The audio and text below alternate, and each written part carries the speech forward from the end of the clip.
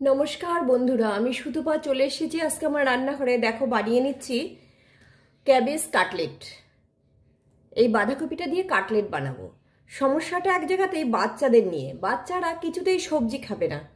এবার কি করে কি খাওয়াবো রেগুলার, সেটাই মাথায় ঘোরে। এই করতে গিয়ে, সেই চিন্তা করতে গিয়ে এই বিভিন্ন রকমের রান্না বেরিয়ে আসে। এর জন্য দেখো, আমার প্রথম প্রয়োজন হচ্ছে বাঁধাকপি। তার সঙ্গে লাগবে একটা গাজর। দেবো গাজর, পুরোটা লাগবে না। বাঁধাকপি যেহেতু খুব বেশি না, এইটুকু মাত্র। এবার এটার এই এতটা মতন দেবো ধরো। আর একটা আলু, সিদ্ধ আলু নিয়েছি, এটা কিন্তু সিদ্ধ আলু। আর তার সঙ্গে লাগবে এইটুকু পেঁয়াজ নিয়েছি। আর এই 4-5 কোয়া রসুন, 4টে কাঁচা লঙ্কা দিয়েছি, একটু আদা আছে।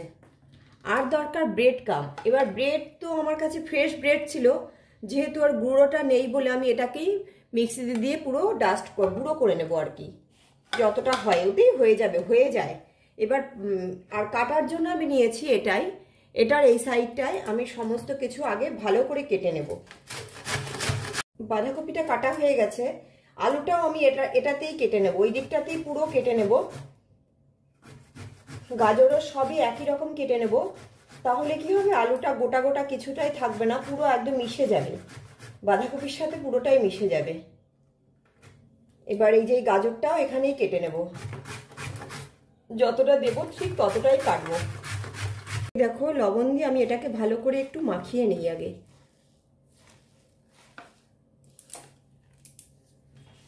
মাখিয়ে নিয়ে 10 মিনিট এটাকে রেস্টে দেব। সেই ফাঁকে আদা, কাঁচা লঙ্কা, রসুন আর পাউরুটি, এগুলো সব মিক্সির যা কাজ, এগুলো আমি করে নিই।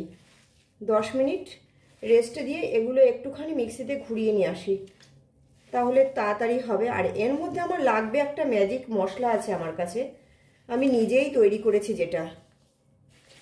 সেই মশলাটা এই দেখো, এটা কিন্তু নরম হয়ে গেছে। আর একটু 10 মিনিট থাকলে এই যে জল গলবে, এই জলটা থেকে নিংড়ে বের করে নেব। যেহেতু কাটলেট বানাবো সেই কারণে জলটা রাখবো না। ও পেঁয়াজটাও এর মধ্যেই দিয়ে দেবো, দিয়ে একসাথে চটকে রাখবো। একসাথে চটকে রাখলেই তাহলে পেঁয়াজেরও জল গলে যাবে, সব শুদ্ধ একসঙ্গে জল গলবে।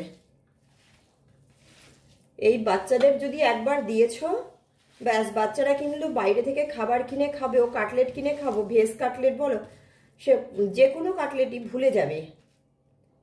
চিকেন কাটলেটও আমি নর্মালত ঘরেই বানিয়ে দিই, চিকেন বলো, মাছ দিয়ে বলো, সবই।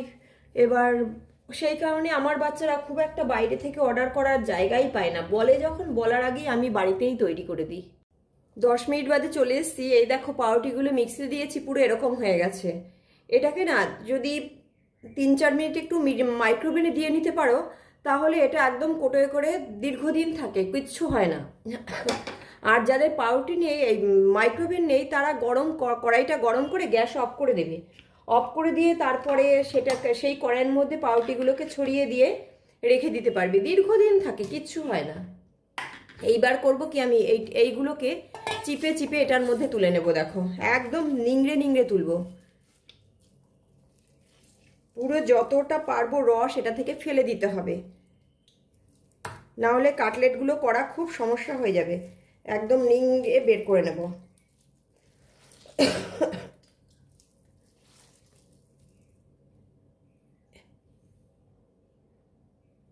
এটাকে পুরো নিংড়ে নিয়েছি। এইবার কি করব, এই যে পাউরুটিগুলো আমি এই যে গুঁড়ো করে নিয়েছি সেটা দিয়ে দেবো এর মধ্যে, এটাকে টাইট করার জন্য। আর কিছুটা লাগবে আলাদা, পরে দেখাচ্ছি সেটা।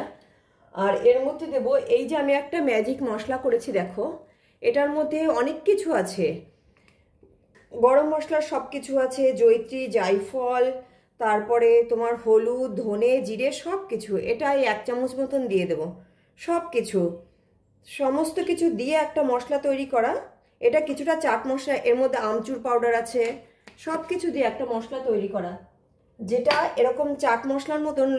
এর মধ্যে লবণও আছে, এই কালো গোলমরিচ যেটা, সেটাও আছে। সব কিছু দিয়ে তৈরি করে রেখেছি। দিয়ে এরকম একটু চটপটা কিছু বানাতে হলে সেটা খুব কাজে লাগে। আর এই যে আদা, রসুন, লঙ্কা, এইটা দিয়ে দিই। চটমটা বানাতে হলে ওটা খুব কাজে লাগে মশলাটা। এই মশলাটার রেসিপি আমি তোমাদের অন্য একটা ভিডিওতে দেখাবো, কারণ অনেক কিছু আছে তো এর মধ্যে, মুখে একবারে বলে বোঝানোর মতন সময় হবে না আজকে, তাহলে ভিডিওটা অনেক বড় হয়ে যাবে। এবার এটাকে ভালো করে মাখতে হবে, পুরো টাইট করতে হবে, টাইট না করলে কিন্তু হবে না, পুরোটা টাইট করে দেবো একদম। লাগলে আরও এই যে গুঁড়োগুলো রয়েছে পাউরুটি সেগুলো দেবো, এই ব্রেড ক্রাম্বগুলো এই বিভিন্ন এই কাজের জন্যই আরও দরকার বেশি। আর বাচ্চাদের তো মুখে ভালো না লাগলে তো তারা খাবে না, মুখে ভালো লাগার জন্য যা যা করণীয় সেগুলো করতে হবে। ওদের সবজি খাওয়াতে গিয়ে এদিকে আবার হেলদি কিনা সেটাও খেয়াল রাখতে হবে। সেই কারণে আমি ওই যে ফ্রোজেন যেগুলো সেগুলো খুব একটা কিনি না, সবসময় বাড়িতে তৈরি করে নেওয়ার চেষ্টা করি। এই দেখো আরেকটু টাইট করতে হবে এটাকে, কিন্তু আরেকটু টাইট করব। আর হেলথের দিকটা সবসময় খেয়াল রেখে করতে হবে।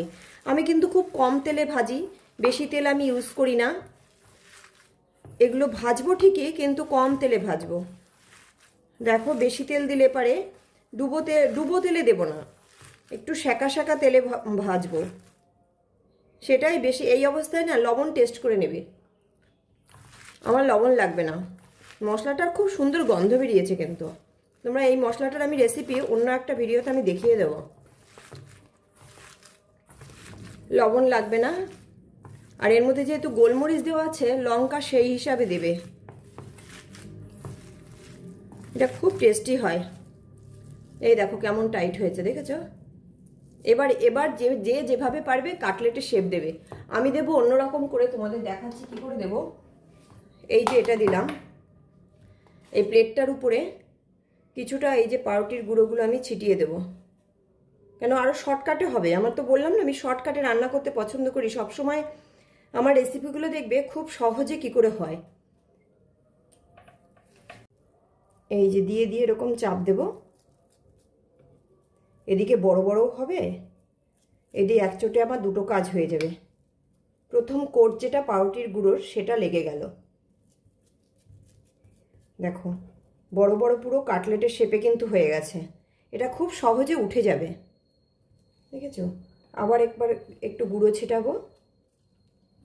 এবার তোমরা যেমন শেপে যে যেমন দিতে চাও সেরকম করবে। আর বাচ্চাদের দেখবে শেপটাও কিন্তু খুব দরকার, ওরা কিন্তু শেপ ঠিকঠাক না হলে কিন্তু, আর ছোট এই যে ছোট ছোটও করতে পারো, যে ধরে খেতে সুবিধা হবে। যেমন কাটলেটের শেপটা কিন্তু খুব দরকার, না হলে বলবে কি বানিয়েছো, শেপ ঠিক এটা কাটলেটের মতন দেখতে হয়নি। সেই কারণে কাটলেটের শেপটা খুব দরকার। এই যে হয়ে গেল। এবার যেহেতু পাউরুটির গুঁড়ো দেওয়া আছে, তাই একটার সাথে একটা লেগে যাবে না, খুব সহজে এটা হয়ে যায়। আর খেতেও সুস্বাদু হয়। বাড়ির বড়রা, বয়স্করা, বাচ্চারা সবাই পছন্দ করবে, কারণ হেলদি যেহেতু, এর মধ্যে সেরকম কিছু থাকে না বলে এটা খাবারটা খুব হেলদি হয়, সেই কারণে সবাই পছন্দ করবে।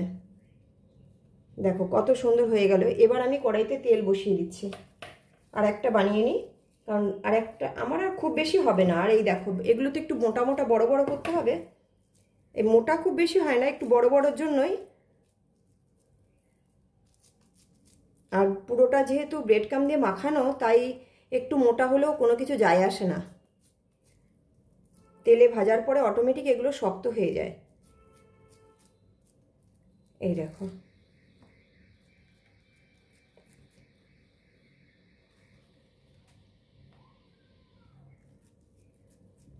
দেখো কত সুন্দর হয়ে যাচ্ছে, খুব সহজে হয়ে যায়।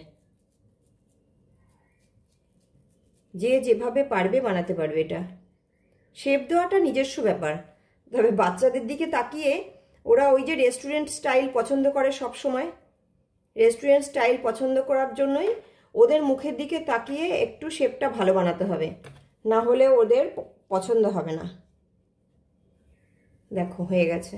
আমি এবার কড়াইটা বসিয়ে দিই। দেখো কড়াই বসিয়ে দিয়েছি, কড়াইতে তেল দিয়ে দেব। তেলের পরিমাণটা দেখো, একটু নিচটা ডুবে যাবে। এই যে দেখেছো, ওই যে নিচটা ডুববে, সাদা তেল দিয়ে দিলাম। দিয়ে এইবারে তেলটা গরম হতে থাক, সেই পাকে দেখো আর একটু কাজ করতে হবে আমাদের। যে একটা ডিম ফেটিয়ে নিয়েছি, এবার এগুলো প্রত্যেকটাকে একটুখানি ডিম মাখিয়ে নেব। এই দেখো মাখিয়ে এইবার এই যে পাউরুটির গুঁড়োগুলোর মধ্যে দেব, দিয়ে দাঁড়াও এই যে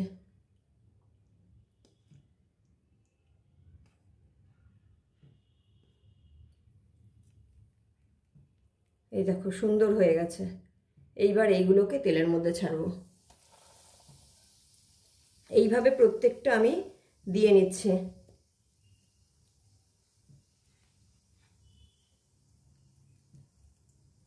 এই যে এটা খেতেও যেমন একদম সুস্বাদু, প্লাস এটাও দেখতেও সেরকম সুস্বাদু, সবটা সুন্দর। বাচ্চারা একেবারে লুফিয়ে দিয়ে নেবে, বাচ্চা থেকে বুড়ো থেকে গুঁড়ো সব।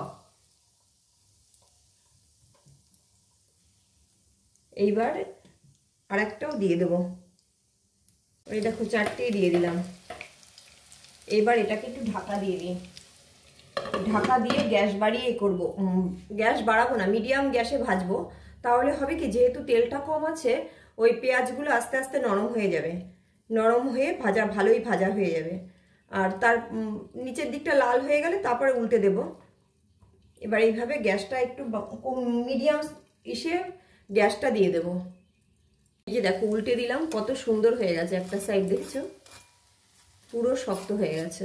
এবার এইভাবেই গ্যাসটা এরকমই থাকবে, একটু কমিয়ে দিই আর একটু, এতে পুরোটা খুব ভালো সিদ্ধ হয়ে যাবে।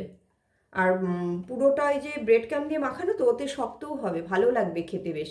আর মশলাটা তো মশলাটার তুলনা হয় না। এই মশলাটার রেসিপিটা তোমরা অবশ্যই দেখো, আমার চ্যানেলটা সাবস্ক্রাইব করে নাও, তাহলে পরে এই মশলাটার রেসিপিটা আমি তোমাদের দেখিয়ে দেব। এটা একটা অদ্ভুত মশলা, পুরো ম্যাজিক মশলা, যেটা বললাম আমি ম্যাজিক মশলা, সমস্ত কিছু আছে এর মধ্যে। এই দেখো এগুলো হয়ে গেছে, দেখেছো? এই দেখো কত সুন্দর হয়েছে, দেখো।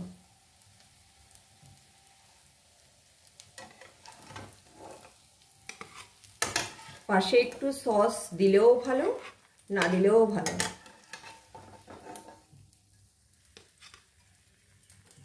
দেখো কত সুন্দর হয়ে গেছে, খেতেও কিন্তু দুর্ধর্ষ হয়েছে। এই দেখো আমি বললাম না শক্ত হবে, এই দেখো শক্ত, দেখেছো? এটাকে গরম ভীষণ, এই দেখো ভাঙলে কেমন হচ্ছে। এটা কিন্তু খেতে খুব সুস্বাদু হয়। একবার যদি খাওয়াও বাচ্চাদের করে, বাচ্চাদের কি বড়দেরও, তখন চাইবে যে না ওটা ভালো হয়েছে, সবাই ভালো বলবে।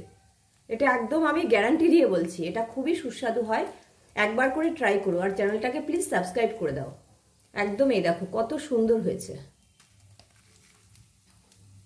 দেখছো কত সুন্দর হয়েছে।